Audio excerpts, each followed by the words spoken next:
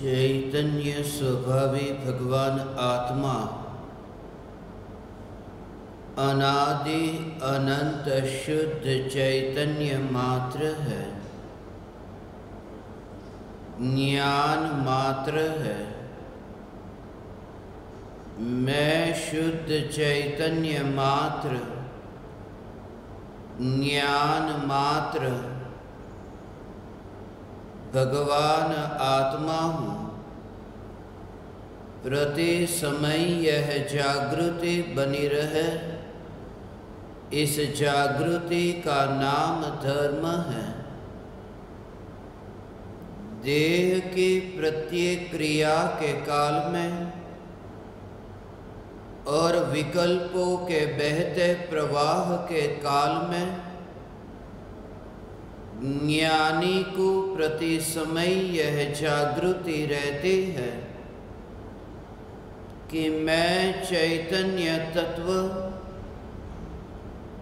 इस देह की किसी भी क्रिया में और विकल्पों के बहते प्रवाह में कहीं भी मिला नहीं हूँ। ऐसा शुद्ध चैतन्य तत्व मैं हूँ। प्रति समय स्वयं के शुद्ध चैतन्य सत्ता का बोध आत्म जागृति ही धर्म है। चैतन्य तत्व के स्व संवेदन प्रत्यक्ष निर्विकल्प अनुभूति होते ही देह होने पर भी देहातीत दशा प्रकट होती है। इतना ही नहीं, विकल्प होने पर भी विकल्पातीत दशा प्रकट होती है। चैतन्य तत्व की निर्विकल्प अनुभूति होते ही आत्मा में अतीन्द्रिय आनंद का सागर उछलता है। फिर भी ज्ञानी की दृष्टि उस अतीन्द्रिय आनंद के सागर की ओर भी नहीं जाती और दृष्टि चैतन्य तत्व पर ही टिकी रहती है। यह चैतन्य तत्व ही मैं हूँ। चैतन्य तत्व की निर्विकल्प अनुभूति होते ही ज्ञान दीपक प्रज्वलित होता है। ज्ञान दीपक प्रज्वलित होते ही ऐसी यथार्थ श्रद्धा होती है कि मैं त्रिकाल प्रज्वलित ज्ञान दीपक हूँ। चैतन्य ज्योति के सत्ता के अतिरिक्त देह रूपी मिट्टी और रागादि विकारी भाव रूपी धुएं में कहीं भी फैला नहीं हूँ। ज्ञान दीपक प्रज्वलित होते ही ज्ञानी स्वयं को राख की दीवार का पड़ोसी मानता है और मोक्ष मार्ग का मुसाफिर जानता है। ज्ञान दीपक प्रज्वलित होते ही ज्ञानी स्वयं को चैतन्य ज्योति मात्र मानता है। यद्यपि वह मानता है कि मैं मोक्ष मार्ग का मुसाफिर हूँ, फिर भी यह भेद विज्ञान सदाकाल बना रहता है कि मुसाफिर को राह पर मिलने वाले और यात्री, उन यात्रियों से मेरा कोई रिश्ता नहीं हो जाता, और ये यात्री और कोई नहीं, ये जो ज्ञान की यात्रा हो रही है, ये जो अनादि अनंत ज्ञान का प्रवाह बह रहा है, इस ज्ञान के प्रवाह में और भी यात्री पड़ोस में यात्रा करते हैं। जो विकल्प की यात्रा है, क्रोध मान माया लोभ के विकल्प, राग और द्वेष के विकल्प, शुभ और अशुभ विकल्प, इन विकल्पों की यात्रा, ये राह पर मिलने वाले ऐसे मुसाफिर हैं। ज्ञानी सदाकाल जागृत है कि ज्ञान की यात्रा में यह ज्ञान की सत्ता के अतिरिक्त मैं कहीं पर भी नहीं, और यही प्रयोजन है यहाँ आने का, यही अवसर है, सुअवसर है इस सत्य की अनुभूति का, यही भेद जानने का अवसर कि ज्योति न्यारी है और मिट्टी न्यारी है। ये भेद विज्ञान का जो ये अवसर है, इस अवसर के लिए मेरा यहाँ आना हुआ है। यद्यपि मैं तुम्हें यहाँ आया ऐसा दिखाई देता है, मगर जैसे ही तुम्हें चैतन्य तत्व की अनुभूति होते है, तुम्हारा आवागमन मिट गया, गमनागमन मिट गया। कहाँ गमन हो, कहाँ से आगमन हो, ऐसी वह दशा प्रकट हुई। क्योंकि गमन में भी यात्रा, आगमन में भी यात्रा, और जैसे ये स्वरूप की अनुभूति हुई, वह स्वरूप तो स्थिर है, ध्रुव है, और उस ध्रुवता के आश्रय से ऐसी अपूर्व दशा प्रकट होती है कि तीन लोक के किसी भी प्रदेश पर ज्ञानी वास करे, फिर भी चैतन्य प्रदेश पर विराजमान है। ये तीन लोक के प्रदेश तो संयोगों की ओर दृष्टि करते हैं, तब ज्ञान में जानने में आते हैं, ध्यान में आते हैं। जब ज्ञान की सत्ता की स्पर्शना हुई कि ज्ञान की सत्ता के अतिरिक्त मैं कहाँ हूँ, फिर ऊर्ध्वलोक, मध्यलोक, अधोलोक, ये सारा जगत, इस जगत में एकमात्र मैं, इसके अतिरिक्त मैं किसी को नहीं मानता, किसी पराये में एकत्व नहीं करता। ऐसा ये ध्रुव चैतन्य तत्व, जाने हुए पदार्थ एक समय में अनजान हो, फिर वह अनजान होना ये एक औपचारिकता है, ये सिर्फ कहने के लिए है। भीतर में तो ज्ञानी की वह मस्ती है, और हे ज्ञान दीपक, तुम्हें वह मस्ती प्रकट हो। तुम परमाणुओं के संग नहीं हो, तुम इस जगत में कहीं पर भी नहीं हो, तुम्हें ऐसी दशा प्रकट हो कि चैतन्य के अतिरिक्त मैं कहीं पर भी नहीं। दुकान पर बैठे हो, घर में बैठे हो, रास्ते पर चलते हो, कहीं पर भी तुम हो, मगर तुम्हारे भीतर में ये जागृति सदाकाल बनी रहे कि ये दुकान, क्या मैं दीवारों के भीतर गया, क्या ये मकान में दीवारों के भीतर गया। और जब तुम ये तत्व विचार करो कि मैं, तो उस मैं का भाव ये ज्ञान की सत्ता ही लेना।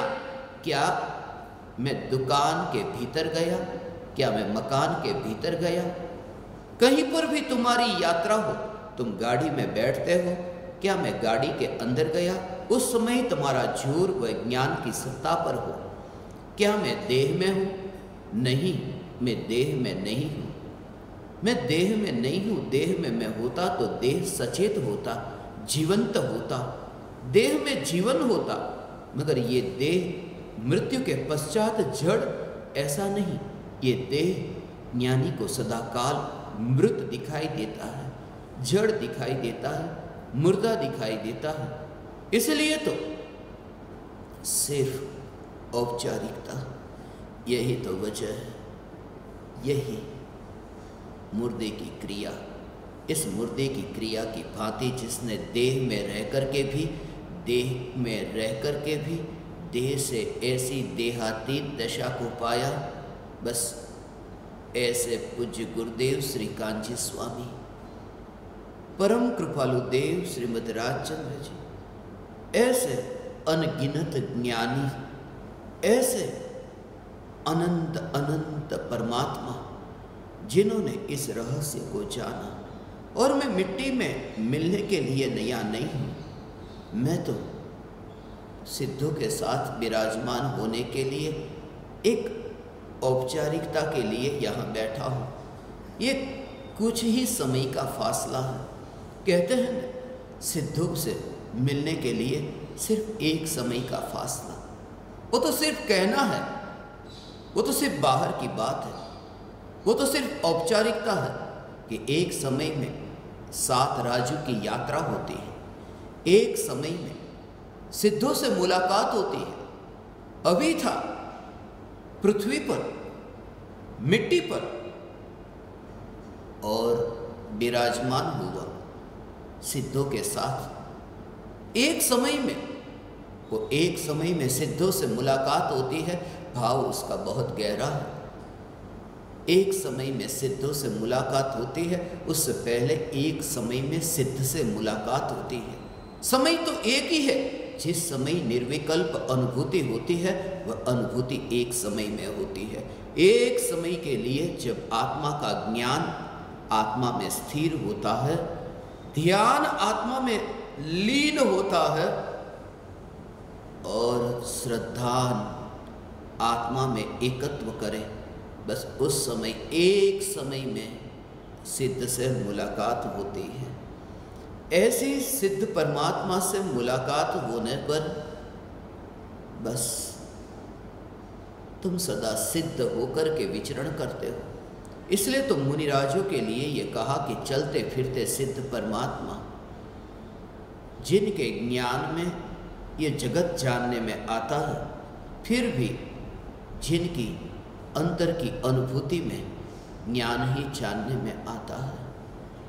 असंख्य प्रदेशों में जो जगत के ज्ञेय का प्रतिबिंब पड़ता है, मगर उन असंख्य प्रदेशों में प्रदेशों के भेद के बिना, उस सत्ता का खंडित हुए बिना, असंख्य भेदों में वह सत्ता खंडित हुए बिना, अनंत गुणों में वह भेदित हुए बिना, ऐसी जो ये सत्ता, उस सत्ता की जागृति प्रति समय रहती है।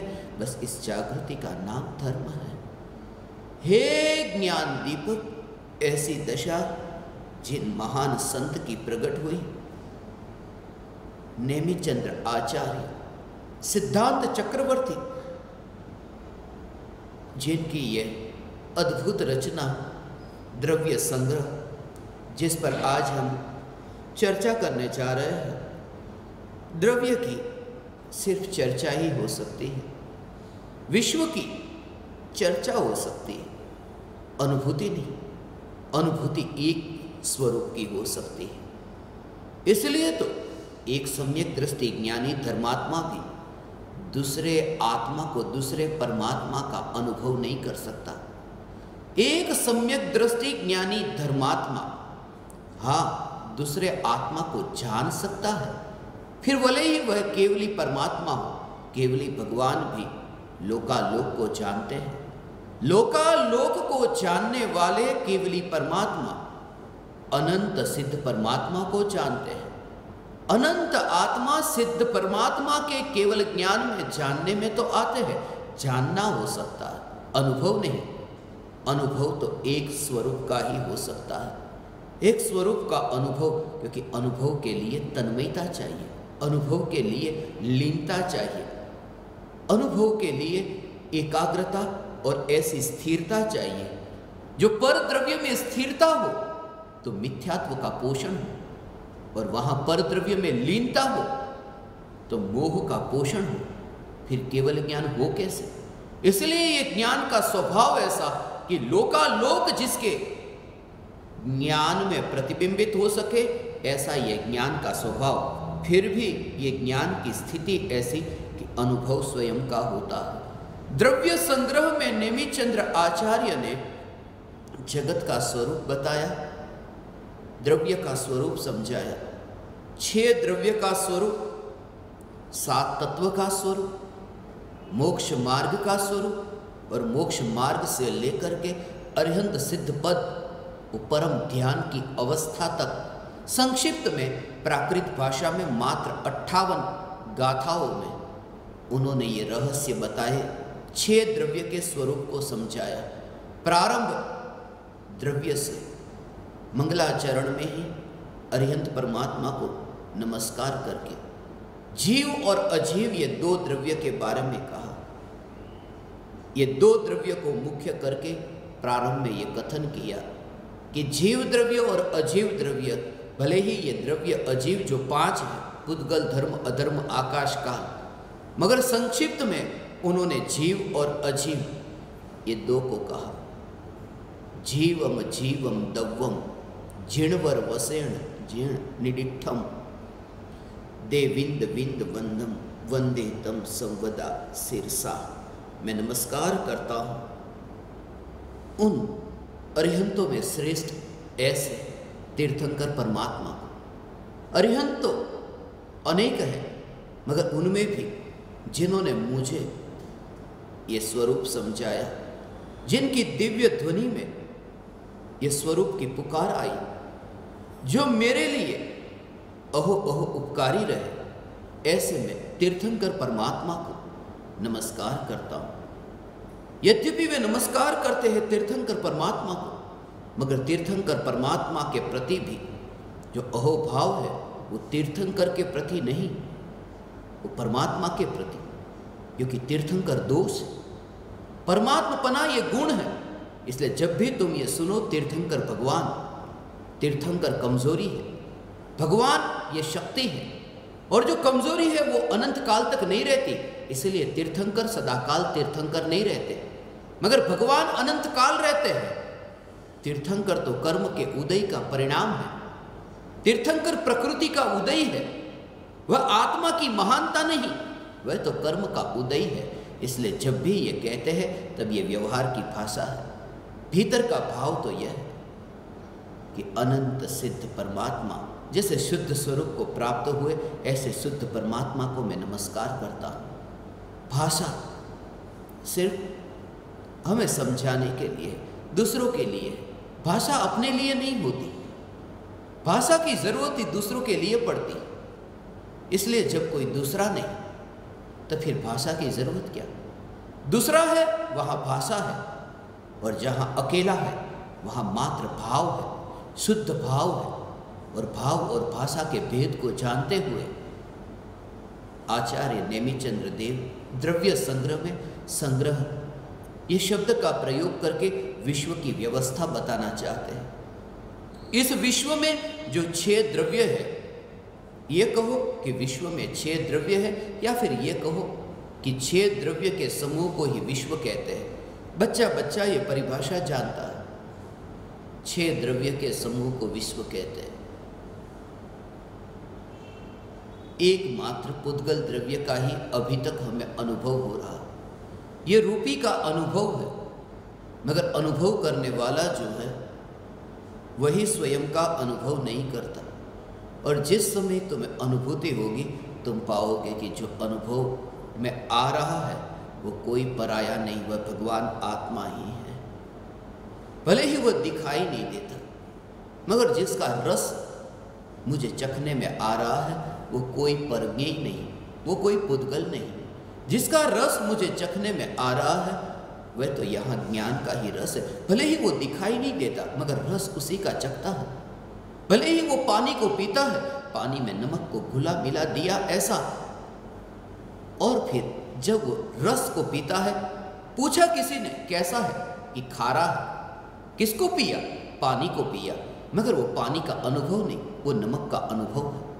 जिसका अनुभव है वो तो दिखाई ही नहीं देता, और जो दिखाई देता है वो वहां अनुभव में नहीं। ऐसा ही अनुभव कि जब भी सम्यक दर्शन प्रकट होते ही ज्ञानी जगत को जानता है, मगर जगत को जानते हुए भी वह ज्ञान को अनुभव करता है, वह ज्ञान का अनुभव करता है, वह ज्ञान मात्र का अनुभव करता है। और यही कारण है कि इंद्रियों से जगत के पदार्थ को जानते हुए वह ज्ञान के परिणामों को स्वतंत्र जानता है।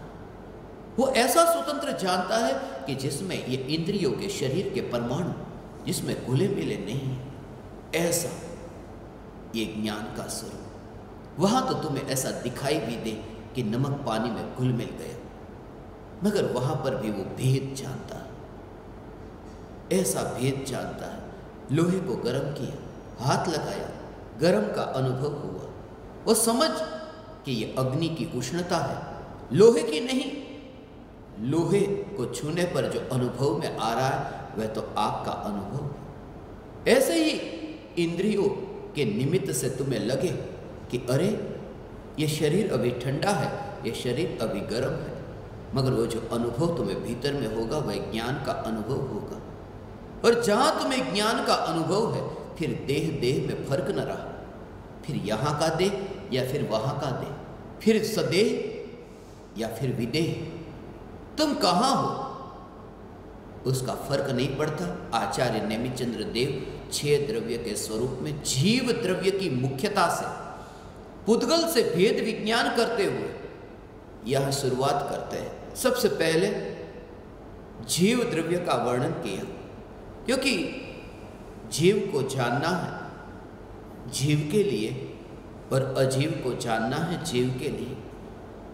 सारे जगत को जानना है जीव के लिए, स्वयं के लिए, इसलिए जीव से ही शुरुआत हुई। जीव के 9 लक्षणों से वो जीव की शुरुआत की, यही द्रव्य संग्रह का सार है। जीवो उगो गमो अमुत्ति कत्ता सदेह परिमाणु भूता संसारत्व सिद्धो सुविशस्सु ढगई।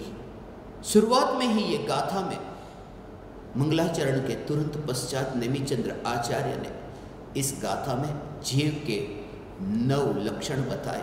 ये जो 9 लक्षण में सबसे पहले ये जीव कहा, जीव जिसमें जीवत्व नाम की शक्ति है। जीव को जीव इसलिए ही कहा, इसलिए ये जीवत्व, मैं अपनी जीवत्व शक्ति से जीवित हूं।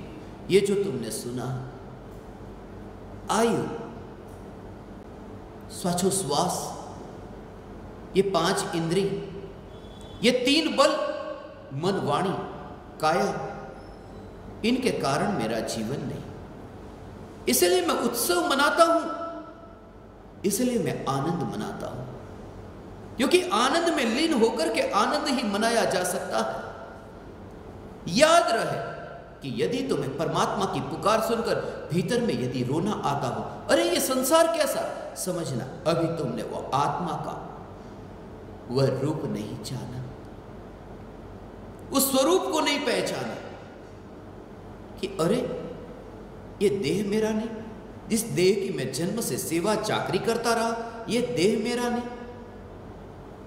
धन्य भागी हुआ जिस देह की मैं जन्म से सेवा चाकरी करता रहा, जो निश्चित रूप से अभी मिट्टी में मिलने वाला, ये देह मेरा नहीं, ये पहले से ही मुझे बताया।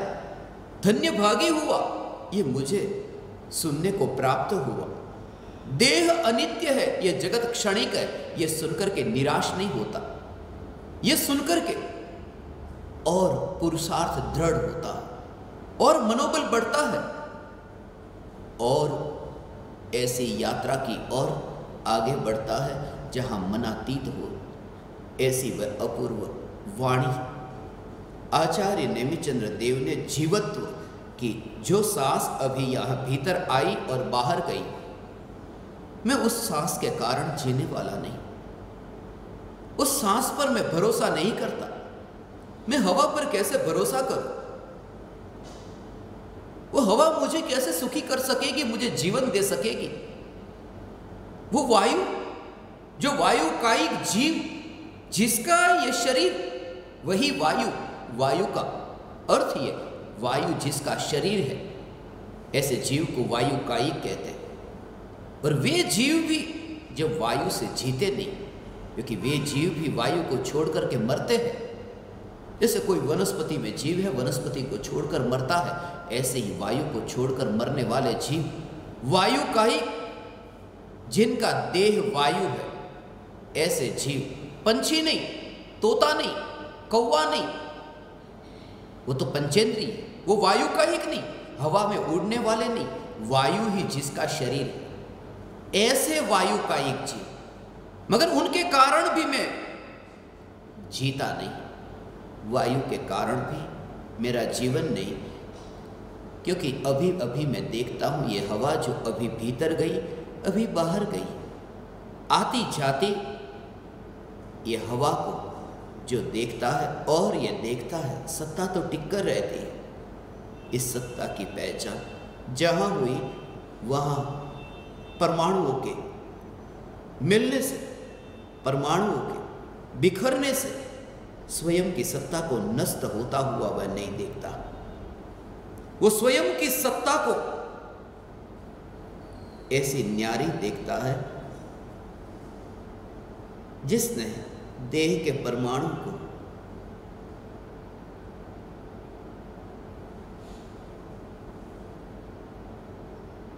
अभी देख लिया, यहीं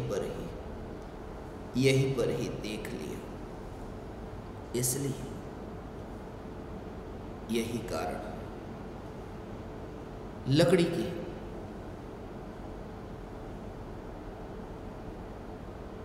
पलंग पर मैं लेटता, लकड़ी की कुर्सी पर मैं बैठता, अक्सर मैं बैठता था, लेटता था, लकड़ी लकड़ी।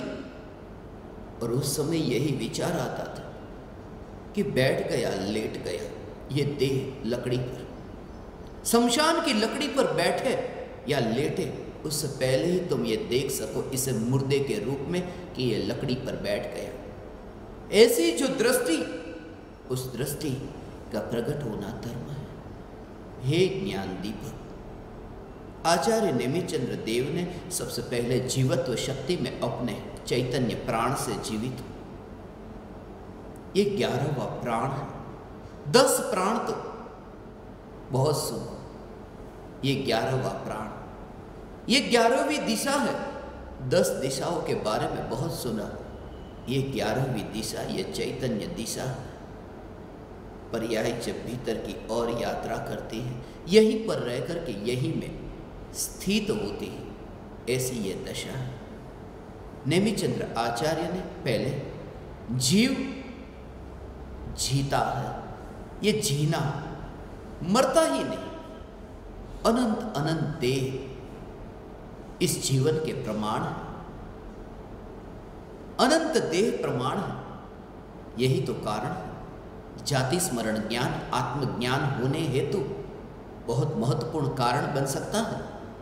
यही तो कारण है कि भूतकाल में जहां मैं जीता था, जहां से मेरी मृत्यु हुई और मैं यहां पैदा हुआ, वो भूतकाल का वह भव जब याद आया, याद आता है, वो स्मरण होता है, स्मरण होता है कि वह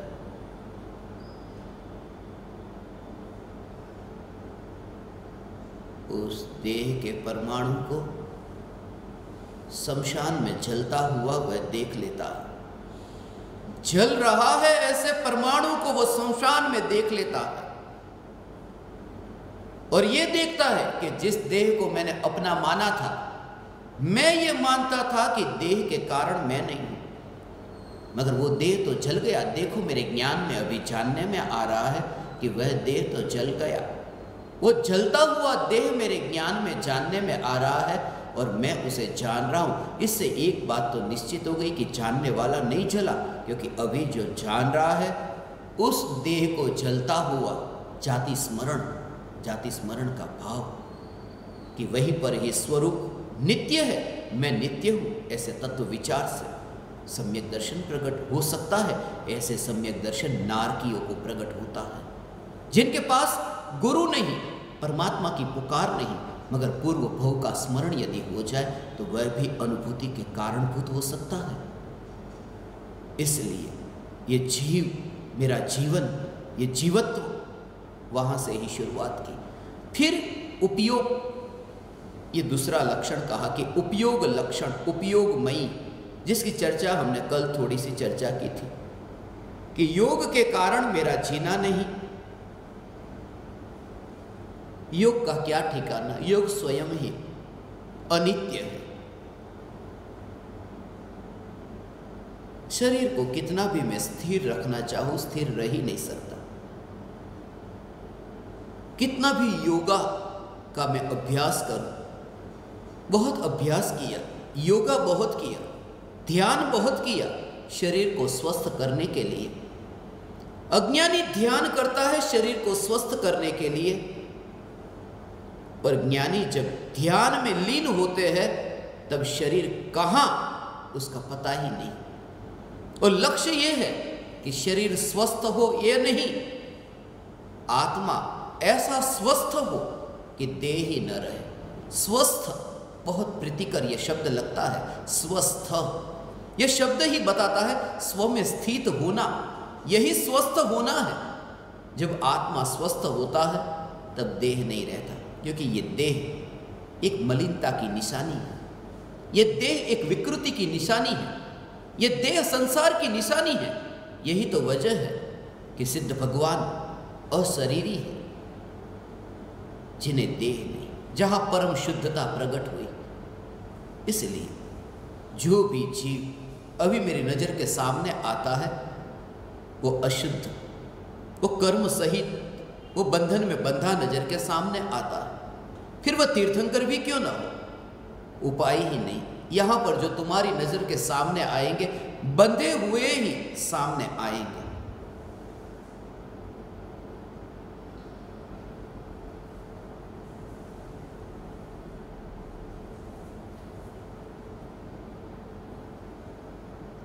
एक उपाय है,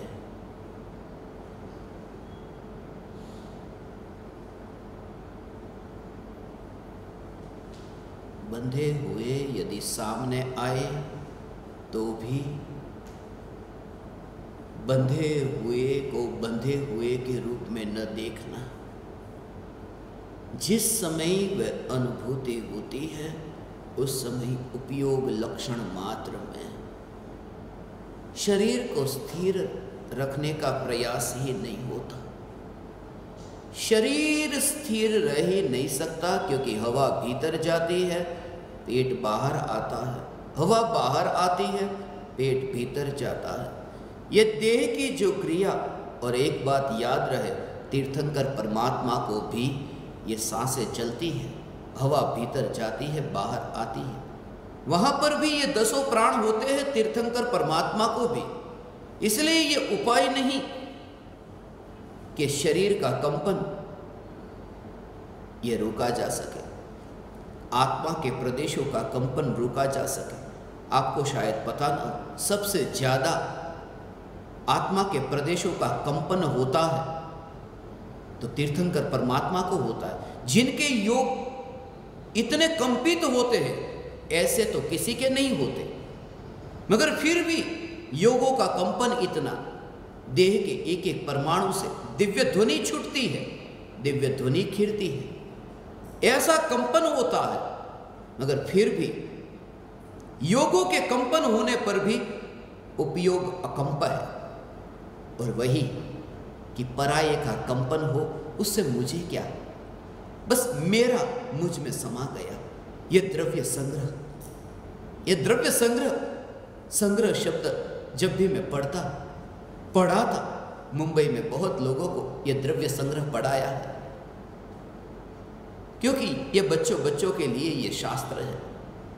जब तुम यूनिवर्सिटी में पढ़ाई के लिए जाओ, हम भी जब पढ़ने के लिए गए, सबसे पहले ये शास्त्र पढ़ाया गया, द्रव्य संग्रह। सबसे पहली कक्षा में ही ये शास्त्र, द्रव्य संग्रह। जगत का स्वरूप तुम समझ लो, विश्व की व्यवस्था तुम समझ लो, संग्रह, और उसमें सबसे पहला जीव, ये संग्रह है, द्रव्य संग्रह। जब मैं मुंबई में कुछ लोगों को पढ़ाता था तब वे कहते थे,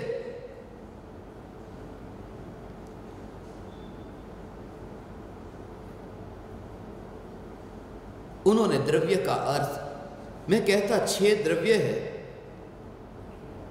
उसमें सबसे पहला जीव द्रव्य है। और जीव द्रव्य में भी मैं भगवान आत्मा, ये आत्मा माने मैं ही अकेला, उसमें कोई पराया नहीं। और इसी को देव कहा। पराये देव वह देव नहीं, असली देव तो यहां है। देवों के देव यहां विराजमान है। शहंशाह का शहंशाह यहां है, यहां भीतर है। और जैसे ही मैं देव हूं, जब मैं कहता कि मैं स्वयं ही देव द्रव्य हूं, मैं द्रव्य हूं और द्रव्य भी देव का हूं, देव द्रव्य। ये लोग ऐसे थे जो रोज देरासर में जाने वाले, जो सुनने के लिए बैठते थे, देरासर जाते थे, पूजा भक्ति करते थे और फिर मेरे सामने आके बैठते थे। कभी कभी द्रव्य की चर्चा आती, उनकी नजर में वही द्रव्य दिखाई देता, वो देरासर का द्रव्य, देव द्रव्य, वो जो दान पेटी में डाला है ना, वो देव द्रव्य। वो कहते द्रव्य संग्रह तो बहुत किया हमने, रुपये को इकट्ठा बहुत किया, द्रव्य संग्रह उनको पड़ा था। वे कहते द्रव्य का संग्रह तो बहुत किया, मगर एक बात वो जो मुझे कहते मैं नहीं जानता था, वो ये कहते कि हमारे यहां भले ही कितना भी धन इकट्ठा होता हो, मगर एक विशेषता है कि जो देव द्रव्य होता है, उस धन का उपयोग देव में ही होता है।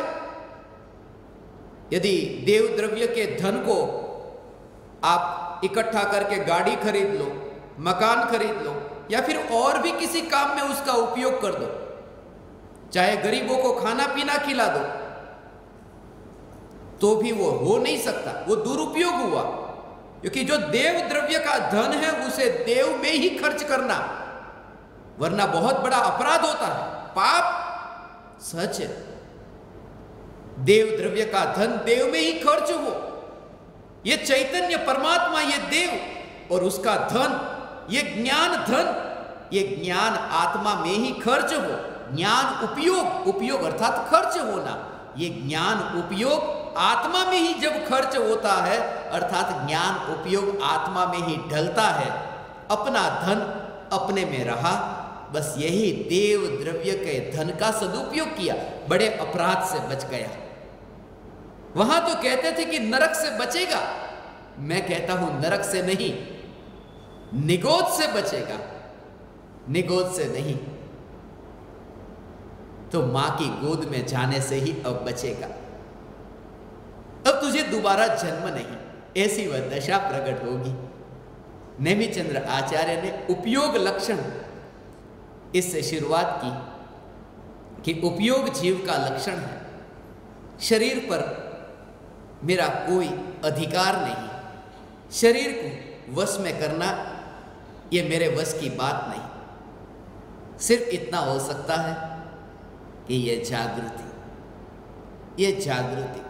और उस समय ये देह की अवस्था के काल में ये आत्मा की जागृति के लिए नेमिचंद्र आचार्य ने देह से भेद विज्ञान कराने हेतु आगे तुरंत ही आत्मा का तीसरा ये लक्षण कहा, अमूर्तिक। भगवान आत्मा अमूर्तिक है।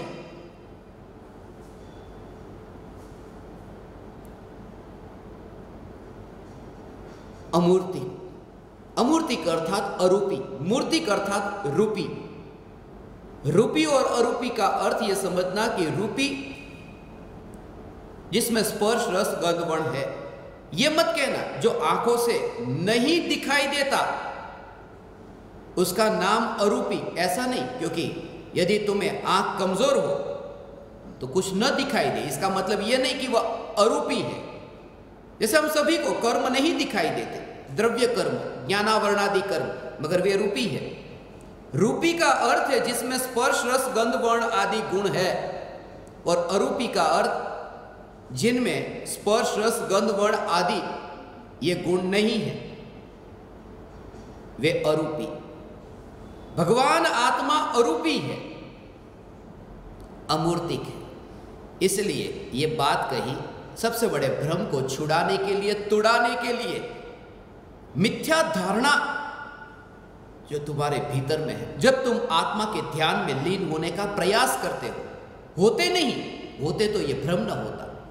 जब तुम आत्मा के ध्यान में लीन होने का प्रयास करते हो, तब तुम क्या अनुभव करते हो? किसी को अनुभव होता है कि आंख बंद की, अंधेरा अंधेरा दिखा, आत्मा तो न दिखा, उल्टा ये कि जो दुनिया दिखती थी वह भी दिखती बंद हो गई। ये तो ना घर का रहा ना घाट का। ये क्या? ये आत्मा का ध्यान नहीं। जो पहले दिखता था वह भी अब नहीं दिखता। आत्मा का ध्यान होने का अर्थ तो यह है कि जिसने आत्मा के ध्यान को पाया उसे आत्मा दिखता है, फिर चाहे आत्मा को देखे चाहे अनात्मा को देखे, वह है आत्मा के ध्यान की दशा का प्रकट होना। इसलिए तो ज्ञानी सदाकाल अपने में है। इसलिए तो अनुभूति के काल में भगवान आत्मा अंधेरेमयी या उजालेमयी ऐसा जानने में नहीं आता, क्योंकि अंधेरा भी नहीं, उजाला भी नहीं। अंधेरा पुद्गल की पर्याय है, उजाला पुद्गल की पर्याय है। ये अंधेरा और उजाला ये पुद्गल की पर्याय है। और ये पुद्गल अभी आत्मा की ऐसी परतंत्रता, ऐसी पराधीनता कि सामने यदि कोई पदार्थ है, उस पदार्थ को यदि मुझे जानना है, अभी ये मैं परतंत्र हूं, आंख बंद है तो मुझे वो दिखाई नहीं देता, कुर्सी है वहां, वो कुर्सी मुझे दिखाई नहीं देती। आंख खोलूं तो मुझे कुर्सी का ज्ञान होता है कि अब कुर्सी वो जानने में आई। तो आंख तो खुली हो, कुर्सी वहां हो, मगर एक बात और जो सबसे महत्वपूर्ण और आत्मा की यह सबसे बड़ी पराधीनता, वो प्रकाश। यदि मेरी आंख और कुर्सी के बीच में प्रकाश की पर्याय न हो तो वो कुर्सी मुझे अभी जानने में नहीं आती।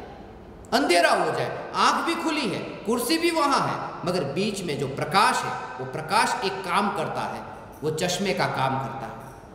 जैसे जिसकी आंख कमजोर है, उसकी आंख पर जैसे चश्मे के कांच के वो परमाणु बीच में आए तो उसे वो वस्तु दिखाई देती है, ऐसे ही वर्तमान की पराधीनता कि वस्तु और आंख के बीच में ये उजाले के ये चश्मे, उजाले के परमाणु चश्मे के काम कर। और सभी के लिए नहीं, किसी को, सभी के नंबर अलग अलग होते हैं चश्मे के, किसी को दूर के, किसी को नजदीक के, अलग अलग। ऐसे ही उल्लू है, उल्लू को भी चश्मे चाहिए, मगर उल्लू को अंधेरे के चश्मे चाहिए। वो उजाले में नहीं देख सकता, वो अंधेरे के परमाणु आंख और वस्तु के बीच में आए तो वो देख सकता है। ये इंद्रियों की, ये आत्मा की ऐसी परतंत्रता है, अरूपी है, चैतन्य स्वरूपी, रूपी से न्यारा। इसलिए इस भ्रम को छुड़ाने के लिए कि आत्मा रूपी नहीं, इसलिए अमूर्तिक का जो कहते हैं कि मुझे आत्मा का अनुभव हुआ, और आत्मा का अनुभव कैसा हुआ कि सूर्य के प्रकाश की भांति ऐसा चमकता हुआ, ऐसा प्रकाशवान, प्रकाश पुंज, ऐसा आत्मा मुझे दिखाई दिया। नहीं, वह आत्मा का अनुभव नहीं। आत्मा का अनुभव कोई कहे एक नहीं, हजारों सूर्य के प्रकाश जैसा प्रकाश पुंज, ऐसा भगवान आत्मा। प्रकाश, प्रकाश तो पुद्गल की पर्याय। ये सूर्य, ये पुद्गल, सूर्य का प्रकाश पुद्गल, और पुद्गल, पुद्गल की पर्याय का अनुभव, उसे आत्मा का अनुभव मानना ये भ्रम है, ये प्राप्ति से वंचित हो जाता है। ये पाने से वंचित होता है, इस भ्रम से भ्रमित होकर मैंने आत्मा को जान लिया। ये मैं तुमसे इसलिए कहता हूं कि मार्ग में बहुत कंकड़ आएंगे, कांटे आएंगे, तुम संभाल करके आगे निकल जाना। राह पर बहुत स्टेशन आएंगे, मगर अपने गंतव्य स्थान को तुम मत भूलना। बहुत मुसाफिर तुम्हें राह में मिलेंगे, मगर उनसे तुम्हारी पकड़ मत बनाना। जाएंगे क्योंकि वो आए हैं इसलिए जाएंगे। जिंदगी के सफर में बहुत सारे मुसाफिर मिलते हैं, सभी को एक ही जगह तो जाना नहीं होता। विकल्पों की यात्रा अलग थी और मेरी यात्रा अलग। मैं अमूर्ति जो कहता है मैंने आत्मा को जाना हजारों सूर्य जैसा प्रकाशित। यदि कोई कहे कि सूर्य जैसा प्रकाशवान आत्मा होता है, उस व्यक्ति को हम मूर्ख कहते हैं। मगर जिसने कहा हजारों गुना, वो तो हजारों गुना मूर्ख हुआ। जब प्रकाश ही आत्मा का स्वभाव नहीं। ज्ञान अरूपी, जब ये उपमा दी जाए, उस उपमा को सिर्फ उपमा के रूप में देखना। उन शब्दों को पकड़ करके सिद्धांत मत मान लेना। जब तुमसे ये कहा जाए कि चैतन्य चांद की पूर्णिमा, ये ज्ञानियों ने कहा, ये चैतन्य चांद, अज्ञान की अमावस, ये ज्ञानियों ने कहा। चैतन्य परमात्मा को चांद की उपमा दी, मगर उसके पीछे से भाव ये था। जैसे तुम कहते हो ना, उस स्त्री का मुख चांद जैसा है। वो कहने की बात है, चांद जैसा मुख।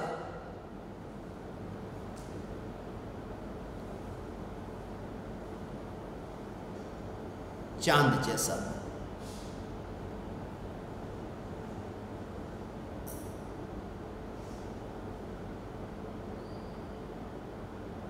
शब्दों को पकड़ करके आज तक बहुत ठोकर खाई है। शब्दों को ही सिद्धांत समझ लिया है, इसलिए तो ज्ञान शास्त्रों में ही मानकर रख लिया है,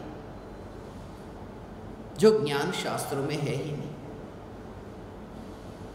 चेतन का गुण जड़ में कैसे होगा?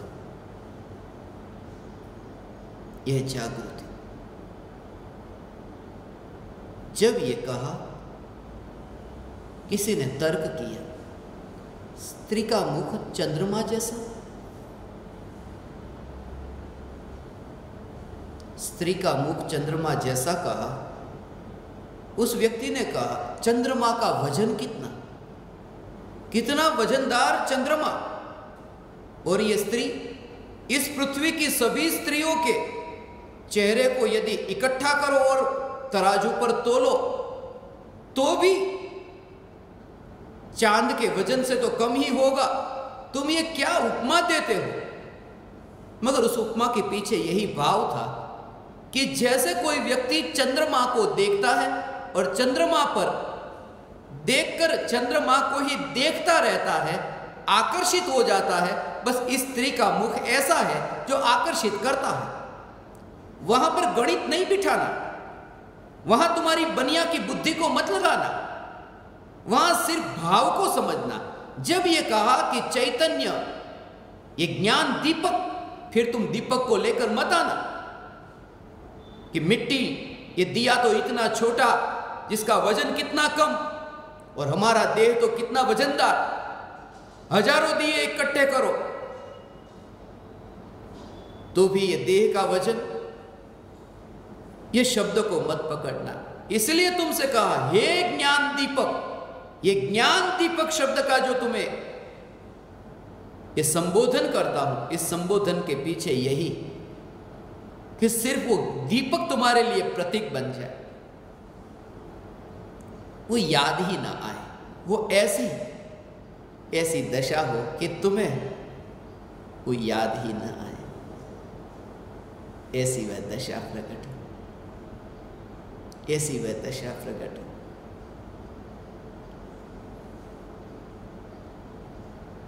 श्रद्धा हुई है। जब ये रचना हुई, श्रद्धा हुई है।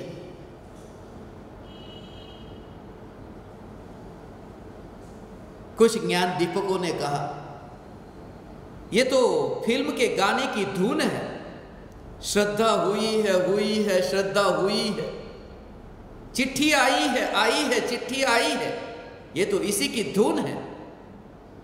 हाँ, आज तुम जो ये पहचान करते हो ना कि श्रद्धा हुई है, ये चिट्ठी आई है कि धुन है, मगर मैं तुमसे कहता हूं श्रद्धा हुई है उसको ऐसे गुनगुनाओ कि एक दिन तुम ये कहो कि वो जो चिट्ठी आई है वो श्रद्धा हुई है कि धुन है। वो श्रद्धा हुई है, वो तुम्हारे भीतर ऐसी ऐसी घुल मिल जाए। मैं तुमसे ये कहता हूं, ये ज्ञान का दीपक तुम्हारे भीतर में ऐसा स्थान पाले कि फिर तुम कहो दुनिया में कोई मिट्टी का दीपक भी होता है। पता नहीं, वो दीपक दूसरे क्रम पर चला जाए। ये ज्ञान के दीपक जो सिर्फ एक संबोधन था, जो सिर्फ एक प्रतीक था, एक उपमा थी, इसलिए हे ज्ञान दीपक अमूर्तिक भगवान आत्मा को रूप रंग नहीं, करता है और भोगता है। ये दो लक्षण और कहे जो परम कृपालु देव ने भी कहे कि करता है और भोगता है। कर्म का करता है, कर्म का भोगता है, करता है भोगता है। पर्याय में करता है, उसमें भी भाव समझना।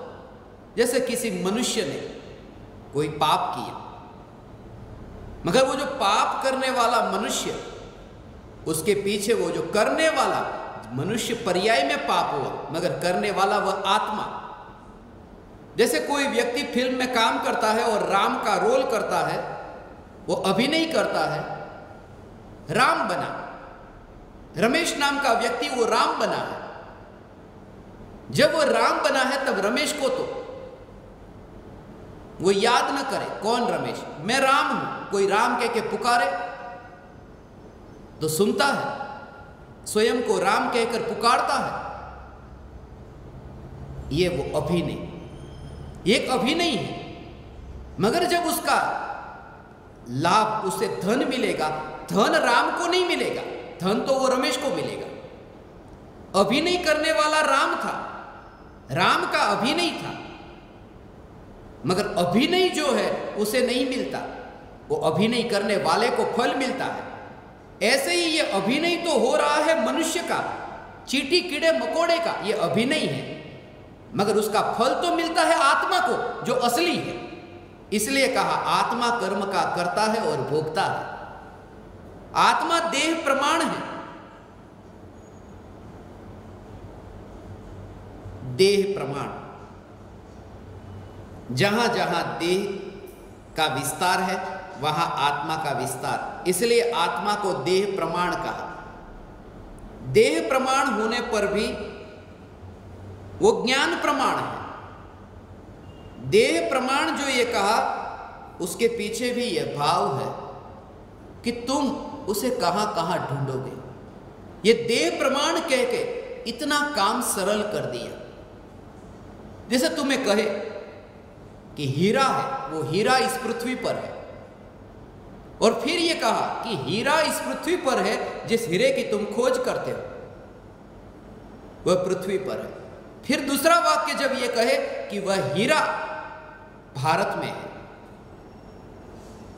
भारत तो कितना बड़ा, मगर दूसरा जो वाक्य है वो वाक्य गलत नहीं है, वाक्य तो सच्चा है।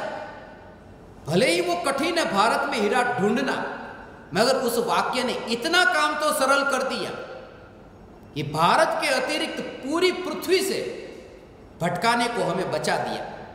इसलिए यह कहा कि आत्मा देह प्रमाण है। भले ही देह में आत्मा नहीं, आत्मा तो आत्मा में, मगर तुम आत्मा के बाहर कहीं पर भी मत ढूंढना, यह बताने के लिए आत्मा को देह प्रमाण कहा। उसकी खोज करने के लिए उसके बाहर मत जाना। आत्मा देह प्रमाण है ये कहा, मगर दोनों के बीच में फिर ये भेद करके समझाया संसारी और मुक्त। ये तो और लक्षण कहे कि आत्मा, ये जो जीव संसारी भी होता है और मुक्त भी होता है। संसारी का अर्थ ये मत लेना कि जिसने शादी कर ली है वह संसारी और शादी नहीं की वो मुक्त, ऐसा नहीं। या घर में रहता है वो संसारी। संसार का अर्थ कि जो मोह और योग के साथ में है, जो 14 गुणस्थान में कहीं ना कहीं है, 14 मार्गणास्थान जीव स्थान में जो कहीं ना कहीं है, बस वे सभी जीव संसारी। और सिद्ध भगवान को मुक्त। एक और लक्षण कहा अंतिम, ऊर्ध्व गमन। आत्मा का स्वभाव है ऊर्ध्व गमन। ऊर्ध्व गमन स्वभाव, जैसे ज्योति को ऊर्ध्वगामिनी कहते हैं। मिट्टी को तुम कितना भी करो वो नीचे की ओर ही आएगी, और ज्योति को तुम कितना भी करो वो ऊपर की ओर ही जाएगी। आत्मा का स्वभाव ऊर्ध्व गमन, उसे भेजना नहीं पड़ता। जब मोक्ष होता है तब आत्मा को ऊपर जाने के लिए कुछ करना नहीं पड़ता। क्यों? क्योंकि 8 कर्म है। 8 कर्म का क्षय तो यहां मध्य लोक में हो गया, ऊपर जाकर नहीं, यहीं पर ही कर्मों का क्षय हुआ। कर्मों का क्षय मध्यलोक में हुआ, और फिर भी आत्मा ऊर्ध्वलोक में सिद्धशिला पर एक समय में 7 राज्यों की यात्रा करता है। यह ऊर्ध्वगमन की जो यात्रा है वो आत्मा का स्वभाव बताता है कि जाना तो ऊपर की ओर। और आपने ये सुना हो कि मृत्यु होती है तब भी सबसे पहले आत्मा ऊपर की ओर जाता है और फिर टर्न लेता है। कहीं पर भी जाना हो अगले भव में, मगर पहले तो ऊपर जाना होता है। यह ऊर्ध्वगमन स्वभाव है। जैसे कोई गुब्बारा है, गुब्बारे में गैस भरा और धागे के साथ में वह गुब्बारा यहां कुर्सी के साथ में बंधा हुआ। उस गुब्बारे को यदि जैसे ही तुम उस धागे को काटो कि ऊपर भेजने के लिए कुछ करना नहीं पड़ेगा, वो ऊपर सहज जाएगा।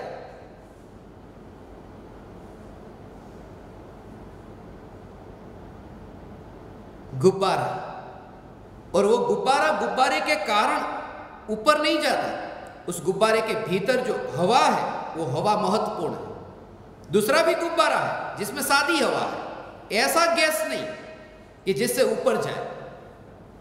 दोनों ओर तुमने धागे को काटा, एक गुब्बारा यहीं पड़ा रहा। आत्मा तो है दोनों, मुक्त और संसारी। आत्मा है ये महत्वपूर्ण नहीं, आत्मा के भीतर क्या है। आत्मा के भीतर यदि परिपूर्ण शुद्ध अवस्था प्रकट हुई है तो फिर ऊर्ध्वगमन होता है, गैस भरे हुए गुब्बारे की भांति। ये वर्णन करके आत्मा को ऊर्ध्वगमन, लोक के अग्रभाग पर विराजमान होता है। और यही कारण है ये कहा, सिद्धों को सिरों से, संसारियों को पैरों से समानता होती है। संसारी यहां ऊपर नीचे सिर तुम्हें दिखेंगे, पैर सभी के जमीन पर। सिद्ध तो वहां पर लोकाग्र शिखर पर जैसे लटके हुए। मनुष्य खड़ा रह करके जो न पाया उन्होंने लटक करके पाया। लटके हुए अनंत काल तक आनंद में। और आगे क्यों न गए?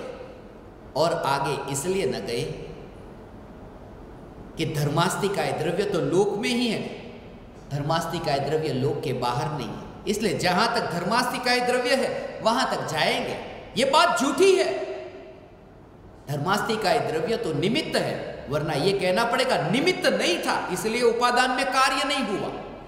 बात यह नहीं है कि अलोकाकाश में धर्मास्तिकाय नहीं है इसलिए आत्मा अलोकाकाश में न गया। आत्मा लोक का द्रव्य है इसलिए लोक के बाहर नहीं जाती। जितना तक जा सकता था बस उतने तक गया, उतनी ही योग्यता थी, उसके आगे की नहीं। मगर निमित्त के कारण नहीं, क्योंकि ये मैंने कहा आपको कि निमित्त को वहां पर रहने की जरूरत नहीं जहां कार्य होता। अलोकाकाश में परिणमन होता है, काल द्रव्य लोकाकाश में। तो ऐसे ही हो सकता था, धर्मास्तिकाय द्रव्य भले ही लोक में रहे, गति अलोकाकाश में होती रहे। मगर यह सिद्धांत है, यह द्रव्य संग्रह में सिद्धांत समझाए। ऐसे ही ये 6 द्रव्य में सबसे पहले ये जीव द्रव्य का स्वरूप मुख्य करके समझाया है, और बाकी 5 द्रव्य का स्वरूप कि इसके अतिरिक्त जो है वो पुद्गल, धर्म, अधर्म, आकाश, काल, उनकी एक एक संक्षिप्त में व्याख्या बताई है कि जो स्पर्श रस गंध वाण वाला है वो पुद्गल है। गति, जीव और पुद्गल के गति में जो निमित्त होता है वो धर्मास्तिकाय, रुकने में निमित्त अधर्मास्तिकाय, ठहरने में निमित्त व आकाश और परिणमन में निमित्त व काल। उस पर विस्तार से नहीं कहा, ये जीव का स्वरूप विस्तार से द्रव्य संग्रह में समझाया। और एक बात बताई कि 7 तत्व का स्वरूप जो बताया, 9 तत्व का स्वरूप जिनमें पुण्य पाप को मिला करके वो बाद में कहा। 9 तत्व संक्षिप्त ये ग्रंथ है, 58 गाथा है।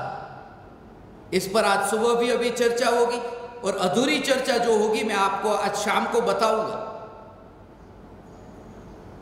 वरना वो 58 गाथा पूरी कैसे होगी। 29 की सुबह 29 और 29 की शाम को 29, तभी तो 58 होगी। इसलिए आज 29 तारीख को 58 गाथा मैंने रखी। द्रव्य संग्रह, नेमिचंद्र आचार्य, आत्मा आश्रव से शुरुआत करते हैं। जीव अजीव तत्व उसकी चर्चा कह दी, पहले कर दी। जीव अजीव द्रव्य में अब जो समझना है उसको विस्तार से, वास्तव में उसमें जो सूक्ष्म स्वरूप है कि पराया जीव वह भी अजीव में गया और मैं ही अकेला वह जीव, वह जीव में वो तत्व की दृष्टि से। मगर आश्रव आदि, आश्रव, बंध, संवर, निर्जरा, मोक्ष, ये 5 तत्व जिनमें भाव और द्रव्य के भेद से ये विवेचन किया। भावाश्रव, द्रव्याश्रव, भावबंध, द्रव्यबंध, भाव संवर, द्रव्य संवर, भाव निर्जरा, द्रव्य निर्जरा, भाव मोक्ष, द्रव्य मोक्ष। इन 5 में ये जो भाव शब्द का प्रयोग हुआ है वो भाव है, वो जीव की पर्याय है, और द्रव्य है वह पुद्गल की पर्याय है, वो कर्म की अवस्था है। इसलिए जब आत्मा में राग द्वेष के भाव, ये मोह राग द्वेष के भाव उत्पन्न होते हैं तो वहां उसे वो भाव आश्रव का, मगर उसके निमित्त से वो जो कर्म, वो जो कार्माण वर्गणा आत्मा में आकर के वो बनती है। आना वो आश्रव और बनना वो बंध। मैं ये कहता हूं वो जो पुद्गल की पर्याय है, पुद्गल का परिणमन है, वो जो कर्म, वो सब द्रव्य की श्रेणी में गया, और जो आत्मा की पर्याय है वो सब जीव में। उसमें वो संक्षिप्त में ही समझाया है कि पुण्य और पाप ये दोनों वो भी कर्म की जाति के हैं, जिसके बारे में आपने बहुत सुना है। और फिर वह मोक्ष मार्ग का वर्णन किया, 5 परमेष्ठि का स्वरूप बताया, ध्यान का स्वरूप बताया। जब आत्मा का ध्यान हो तब तुम आकार पर जोर मत देना। आत्मा के आकार पर नहीं, निरंजन है, निराकार है, कर्मों के रंग से अभी रंगा है, फिर भी निरंजन है, अभी देह प्रमाण है, फिर भी निराकार है। क्योंकि जब स्वरूप की अनुभूति होती है, अनुभूति होने पर वह आकार ज्ञानी के ध्यान का, ज्ञानी के दृष्टि का विषय नहीं होता। निर्विकल्प अनुभूति के काल में, वरना अनुभूति भी इतनी चंचल होती, अवस्था बदलती रहती है, ज्ञेय बदलते रहते हैं।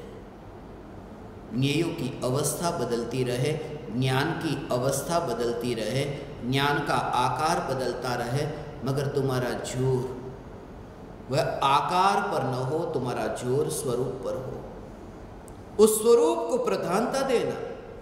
जब ये कहा कि अतीन्द्रिय आनंद पर भी तुम्हारा जोर न हो, अतीन्द्रिय आनंद पर भी, क्योंकि उसका जन्म हुआ, वो मैं नहीं, मैं तो वह। लोक में तुमने सुना सुख दुख में जो साथ देता है वही अपना होता है। उसके अलावा मैं किसे अपना कहूं? जो सुख में भी और दुख में भी रहता है, बस वही अपना। निगोद के दुख में भी जो था साथ में, और सिद्धों के सुख में भी जो साथ में रहेगा, वो कौन? वह त्रिकाली। सुख में भी रहता है और दुख में भी रहता है। सुख दुख का जो संगी है, सुख दुख में जो साथ में रहे, वही अपना है। वह त्रिकाली ध्रुव चैतन्य है। उसके अलावा मेरा इस जगत में कोई नहीं। यह जागृति, यह ध्यान की कला नेमिचंद्र आचार्य ने संक्षिप्त में समझाई है। हे ज्ञान दीपक, प्रति समय स्वद्रव्य और परद्रव्य के बीच में भेद विज्ञान हो। परद्रव्य से न्यारा, पर्याय से न्यारा, गुणों से अभेद, प्रदेशों से ऐसा अखंड, तीनों काल में होने पर भी वह एक, ऐसा वह सामान्य द्रव्य, उस द्रव्य का स्वरूप अनुभव में कैसा आता है, उस निर्विकल्प अनुभूति के स्वरूप पर द्रव्य गुण पर्याय को लक्ष्य में रखते हुए इस स्वरूप को समझेंगे। द्रव्य गुण पर्याय को, कि द्रव्य कहा, गुण कहा और पर्याय कहा, जो द्रव्य संग्रह का ही सार है, द्रव्य संग्रह के सिद्धांत का सार है, इसकी चर्चा आज शाम को हम करेंगे। अभी आप समस्त परमात्माओं ने मुझे सत्संग करने का अवसर दिया। मेरा इतना समय सत्संग में रहा। मैं आप परमात्माओं का ऋणी हूँ। मैं आप समस्त परमात्माओं को मेरे हृदय के अंतःकरण से प्रणाम करता हूँ। मेरे प्रणाम स्वीकार करें।